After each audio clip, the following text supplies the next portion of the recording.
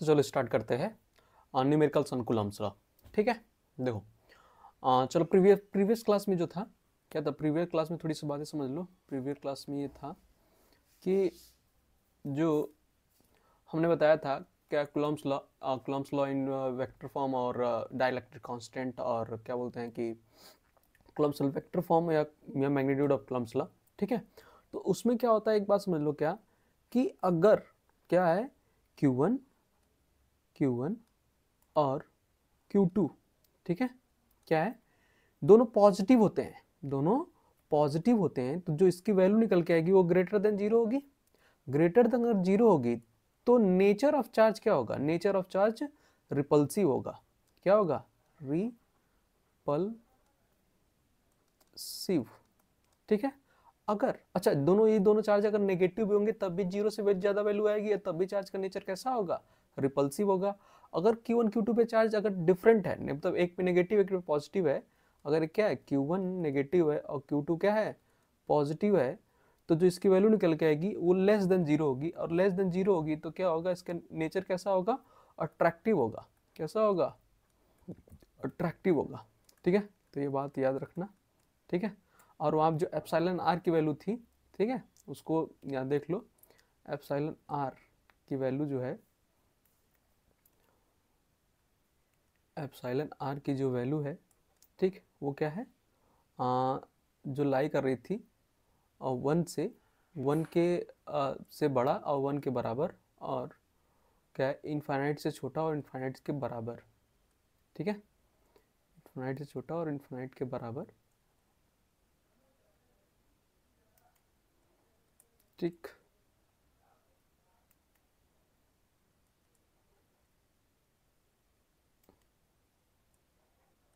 ठीक है, तो ये वैल्यू याद रखना। ठीक, चलो आगे देखते हैं इस क्वेश्चन में क्या कहता है।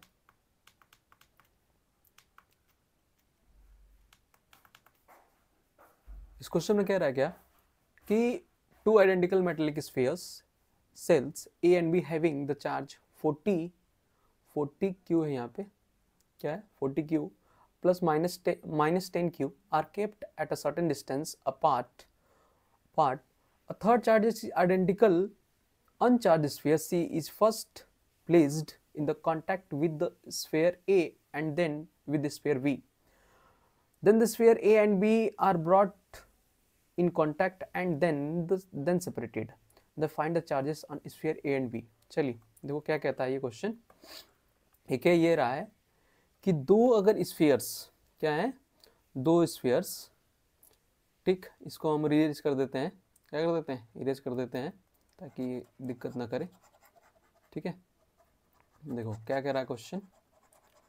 क्वेश्चन कह रहा है कि अगर दो स्फीयर्स हैं A और B, क्या है दो स्फीयर्स A और B है, और दोनों को कुछ सर्टेन डिस्टेंस पे रखा गया है, दोनों के पास चार्ज क्या है, एक के पास प्लस 40 Q चार्ज है, एक के पास क्या है, एक के पास माइनस 10 Q चार्ज है। दो स्फीयर्स हैं, ठीक है, एक स्फीयर्स क्या है A है और एक स्फीयर्स B है।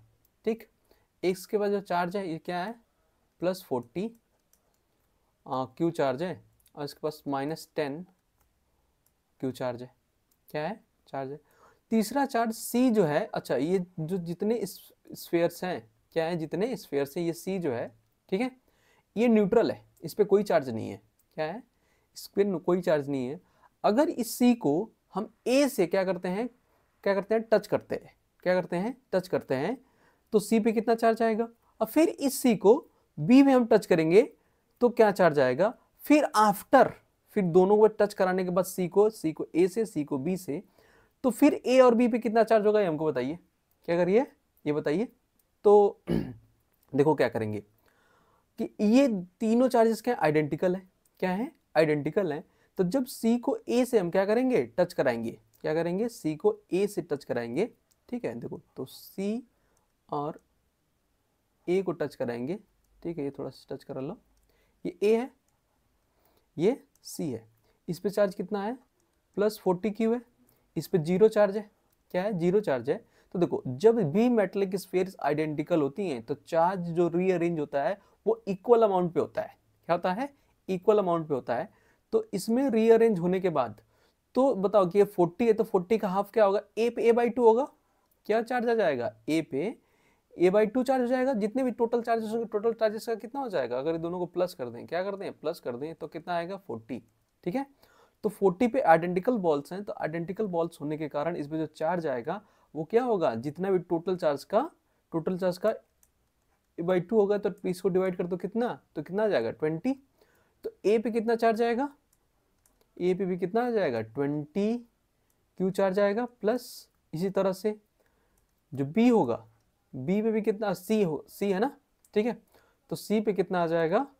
20 चार्ज आएगा। समझ में आ रहा है? ठीक है, 20 लिख लो यहाँ पे।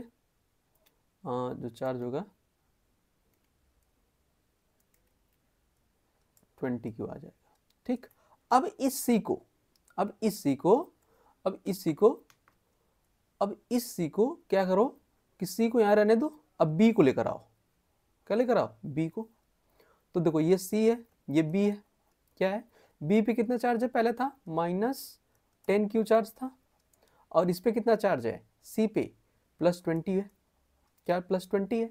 तो जब +20 और प्लस करेंगे -10 क्यू चार्ज को, तो क्या आएगा? 20 में से 10 माइनस करेंगे तो क्या आ जाएगा? 10 बचेगा। क्या बचेगा? 10 क्यू चार्ज बचेगा, वो कैसा? प्लस। तो अब इस 10 का, इस टोटल का, इन दोनों आइडेंटिकल बॉल्स क्या है? दोनों आइडेंटिकल हैं, तो इसमें जो चार्ज आएगा क्या आ जाएगा? A/2 आएगा। जो भी होगा टोटल का आधा आएगा। क्या आएगा? टोटल का आधा आएगा। तो सी पे जो चार्ज होगा, तो ये 10 का आधा कितना हो जाएगा? इस पे ये सी है, तो सी पे जो चार्ज आएगा वो कितना आएगा? 5 आएगा, +5 क्यू। और इसी तरह से जो बी होगा इस पे कितना चार्ज आएगा? +5 क्यू। क्यों? क्योंकि आइडेंटिकल है। क्या है? आफ्टर कह रहा है, इसके बाद तो बताओ कि ए और बी पे कितना चार्ज आएगा? तो ए पे कितना चार्ज था पहले? देखो ए पे कितना है? 20, और 5 पे कितना है? और बी पे कितना है? 5। तो ए और बी पे पास कितना चार्ज आया? ठीक है, आफ्टर इनको टच कराने के बाद। ठीक है, तो देखो ए, यहाँ ए बना लो, यहाँ बी बना लो। ठीक है, ये ए है, ये बी है। ठीक, तो बी पे, ए पे कितना था? 20। कितना है? 20 क्यू है। ठीक, इसी तरह से इस पे कितना? +5 क्यू है। क्या है? +5 क्यू है। तो अब इन दोनों पे कितना आएगा टच कराने के? आफ्टर टचिंग, ये बिफोर टचिंग है, टचिंग, अरे बिफोर टचिंग तो जो टर्न थे, आफ्टर टचिंग,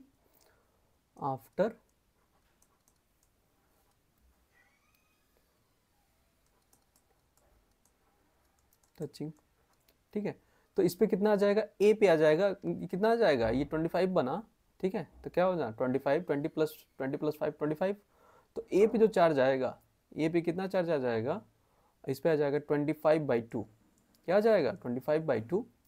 ये ए है, और बी पे जो आएगा वो कितना आ जाएगा? ये बी है, तो इस पे भी 25/2 चार्ज आ जाएगा। क्या आ जाएगा? 2। ठीक है, तो ये कहा था पता करने के लिए कि बताइए कि सी को ए से टच कराने के बाद और सी को बी से टच कराने के बाद फिर जब हम ए और बी को टच कराएंगे तो ए और बी पे कितना चार्ज आएगा? ठीक है, तो ए पे कितना आ जाएगा? 25Q/2, और प्लस आएगा यहाँ पे। क्या आएगा? प्लस आएगा, यहाँ पे प्लस आएगा। ठीक, तो चलते हैं अगले क्वेश्चन की तरफ। देखो अगला क्वेश्चन है क्या कि 2 identical conducting balls A and B having the charge -Q and 3Q respectively, they are brought in contact and then separated by a distance d apart. Find the nature of Coulomb force between them. ठीक है, देखो तो दो charges है। क्या है? दो charges A and B है। क्या है? A और B है। ये A है और ये B है। ठीक, इनको किसी d डिस्टेंस पे रखा गया है। क्या रखा गया है? d डिस्टेंस पे। इनके बीच में डिस्टेंस जो है d है। ठीक है, इस पे कितना चार्ज है? -Q है, और इस पे जो चार्ज है ये 3Q है। क्या है? 3Q है। इसको कैपिटल बना लो। ठीक, अब देखो अगर क्या कर रहा है कि two identical walls A and B having इतना respectively they are brought in contact, अगर अब इनको कॉन्टैक्ट करा लो, क्या करा लो ए और बी को अगर साथ में रख दो, क्या कर दो साथ में रख दो, तो इस पे माइनस क्यू चार्ज है, इस पे प्लस 3 चार्जेस है, क्या है प्लस 3 चार्जेस है। तो आफ्टर टचिंग अगर ये दोनों क्या है आइडेंटिकल, सर देखो यहाँ पे बोला है आइडेंटिकल है, क्या बोला है आइडेंटिकल है, तो इन दोनों पे इक्वल चार्ज आएगा, तो कितना चार्ज आ जाएगा आफ्टर टचिंग, ठीक है। तो देखो तो माइनस क्यू प्लस 3 क्यू, तो इस पे क्या आ जाएगा टोटल 2 प्लस क्यू आ जाएगा, ठीक। तो 2 प्लस क्यू, तो बॉल ए पे कितना चार्ज आएगा, ए है, ये बी है, तो ए पे 2 का आधा, तो इस पे क्यू चार्ज आ जाएगा, क्या आएगा ए पे प्लस क्यू चार्ज आ जाएगा, और बी पे कितना आ जाएगा, बी पे भी प्लस क्यू चार्ज आएगा, ठीक है।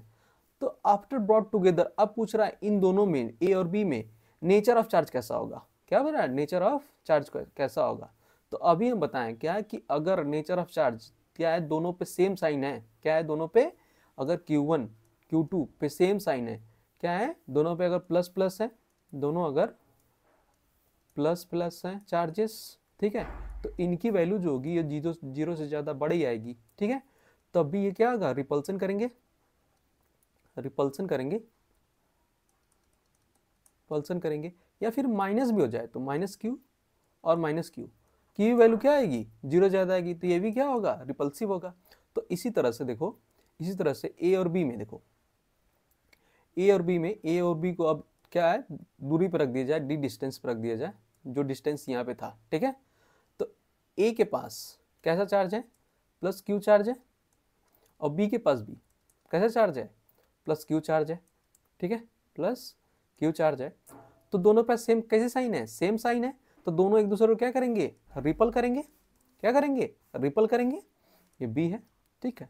तो इन दोनों के पास चार्ज कैसा होगा रिपल्सिव नेचर का होगा, नेचर ऑफ चार्ज क्या लिख दो, nature of charge A and B have in repulsive nature, क्या होगा देखो यहाँ पे क्या होगा रिपल्सन होगा। अच्छा यहाँ पे क्या हो रहा था, यहाँ प्लस क्यू था माइनस क्यू था, यहाँ पे क्या होगा अट्रैक्शन होगा, क्या होगा यहाँ पे होगा अट्रैक्शन, ठीक है, अट्रैक्ट करेंगे, अट्रैक्शन, ठीक। यहाँ पे क्या करेंगे रिपल्सन करेंगे,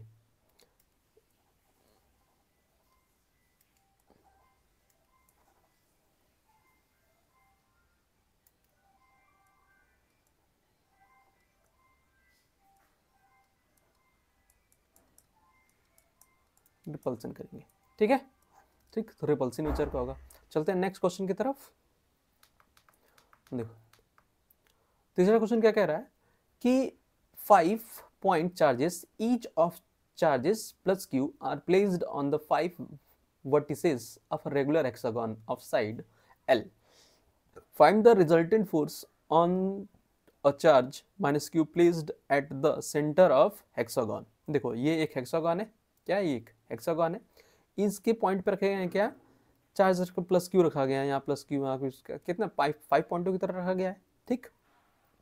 अच्छा इसका जो लेंथ दिया है ये L दिया है, क्या दिया है L दिया है, इसका जो L है, तो हेक्सागन की प्रॉपर्टी है कि इसकी सारी साइड क्या होती हैं इक्वल होती हैं, ठीक है। तो ये भी L होगा, ये भी L होगा, और ये भी L होगा, सभी साइड्स कितने होंगी L होंगी, क्या होंगी ये L होंगी। देखो तो अब कह रहा है कि ये बताओ कि रिजल्टेंट फोर्स जो सेंटर पे रखा गया है इस पे कितना होगा, ये पूछ रहा हमसे। देखो ध्यान से, तो अगर ये प्लस क्यू चार्ज है, ये क्या है प्लस क्यू चार्ज है, ये भी प्लस क्यू चार्ज है, ये भी प्लस क्यू है, ठीक है, और ये भी प्लस क्यू चार्जेस है। तो क्या होगा कि अगर ये प्लस क्यू चार्ज है, यहाँ पे माइनस क्यू चार्ज है, तो क्या होगा कि ये प्लस क्यू क्या होगा, ये प्लस क्यू, ये वाला प्लस क्यू इसको अपनी तरफ अट्रैक्ट करेगा, खींचेगा, क्या करेगा अट्रैक्ट करेगा, तो ये अपनी तरफ खींचेगा इसको, किसको इसको माइनस क्यू को, क्या करेगा माइनस क्यू को अट्रैक्ट करेगा, ठीक। तो देखो ये अपनी तरफ इसको क्या करेगा खींचेगा, ये इधर खींच रहा है, और ये भी क्या करेगा अपनी तरफ खींचेगा, ठीक है। और दोनों पे मैग्नीट्यूड ऑफ चार्जेस क्या है, इसका मैग्नीट्यूड और इसका मैग्नीट्यूड क्या है, दोनों ही बराबर है, तो एक दूसरे से क्या कर देंगे कैंसिल कर देंगे, क्या कर देंगे। इसी तरह ये वाला चार्जेस भी इसको अपनी तरफ खींचेगा, क्या करेगा, अपने तरफ खींचेगा, और ये वाला भी अपने तरफ खींचेगा, क्या करेगा, ये अपने तरफ खींचेगा, तो ये भी दूसरे को कैंसिल कर देंगे। तो बचा सिर्फ चार्ज क्या, इस पे ये वाला चार्ज बचा, तो इसी का फोर्स क्या कर दो, कैलकुलेट कर लो, क्या कर लो, कैलकुलेट कर लो। तो देखो रिजल्टेंट फोर्स क्या, ये F net, F net is equals to क्या होगा, K Q1 minus Q1 into Q upon side कितना है, एल स्क्वायर, क्या है, एल स्क्वायर, ठीक है, क्या है, एल स्क्वायर, ठीक।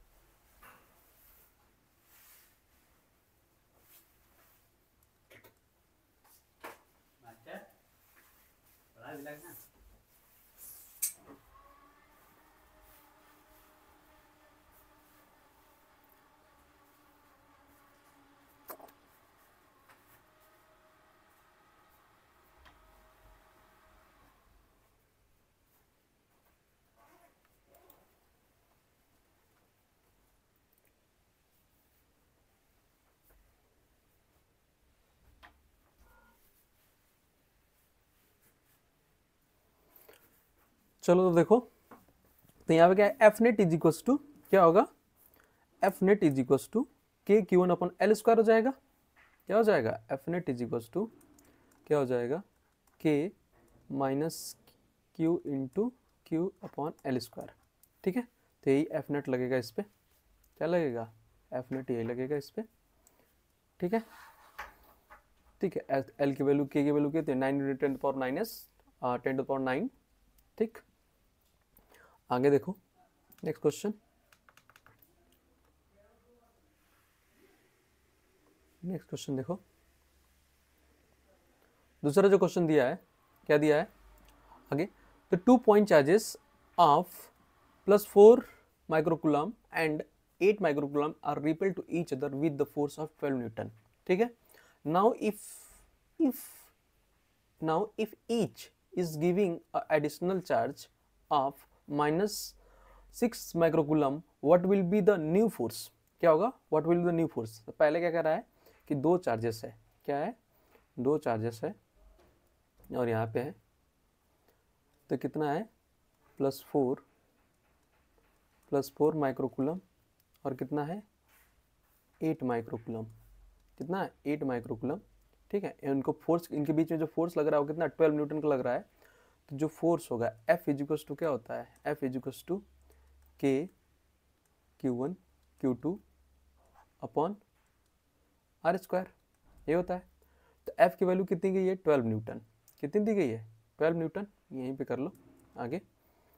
तो 12 इज इक्वल्स टू के की वैल्यू कितनी है, 9 इंटू 10⁻9, Q1 की वैल्यू कितनी है, 4 माइक्रोकूलम, ठीक है। तो 4 इंटू, अच्छा माइक्रो है तो 10⁻ कितना होगा, -6 इंटू 8 10⁻⁻6, 10⁻⁻6, ठीक है, अपॉन